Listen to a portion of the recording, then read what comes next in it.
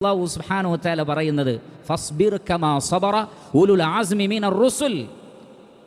റസൂലുകളിൽ അമ്പിയാക്കളിലുള്ള ഉലുൽ അസ്മിൻ്റെ ആളുകൾ, തൻ്റെ ഇടത്തിൻ്റെ ആളുകൾ ക്ഷമിച്ചതുപോലെ നബിയെ ക്ഷമയോടുകൂടി ലക്ഷ്യത്തിനു വേണ്ടി പൊരുതുക എന്നാണ് നബി സല്ലല്ലാഹു അലൈഹി വസല്ലമയോട് അല്ലാഹു സുബ്ഹാനഹു വ തആല ആവശ്യപ്പെട്ടിട്ടുള്ളത്.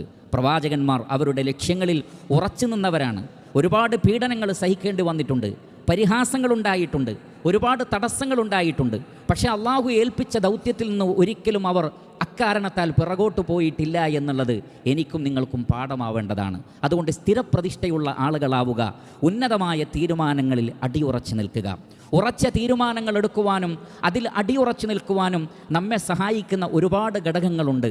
അതിൽ പ്രധാനപ്പെട്ട രണ്ട് കാര്യങ്ങളാണ്. ഒന്ന് ക്ഷമയും തഖ്വയും. അല്ലാഹു സുബ്ഹാനഹു വ തആല പറയുന്നു, വഇൻ തസ്ബിറു വതത്തഖൂ ഫഇന്ന ദാലിക മിൻ അസ്മിൽ ഉമൂർ. നിങ്ങൾ ക്ഷമിക്കുകയാണെങ്കിൽ, തഖ്വയോടുകൂടി നിലകൊള്ളുകയാണെങ്കിൽ അത് തൻ്റെടമുള്ള കാര്യത്തിൽപ്പെട്ടതാകുന്നു. ഒരാളെ തൻ്റേടിയാക്കുന്നത് അതിലേറ്റവും പ്രധാനപ്പെട്ട ഘടകം ക്ഷമയാണ്. ലതുബ്ലവുന്ന ഫീ അംവാലിക്കും വ അൻഫുസിക്കും വലതസ്മഉന്ന മിനല്ലദീന ഊതുൽ കിതാബ മിൻ ഖബ്ലിക്കും വമിനല്ലദീന അശ്റകൂ അദൻ കസീറാ വഇൻ തസ്ബിറൂ വതത്തഖൂ ഫഇന്ന ദാലിക മിൻ അസ്മിൽ ഉമൂർ. അല്ലാഹു സുബ്ഹാനഹു വ തആല പറയുകയാണ്, നിങ്ങളുടെ ശരീരത്തിലും നിങ്ങളുടെ സമ്പത്തിലും ഒരുപാട് പരീക്ഷണങ്ങൾ നിങ്ങൾക്ക് അനുഭവിക്കേണ്ടി വരും.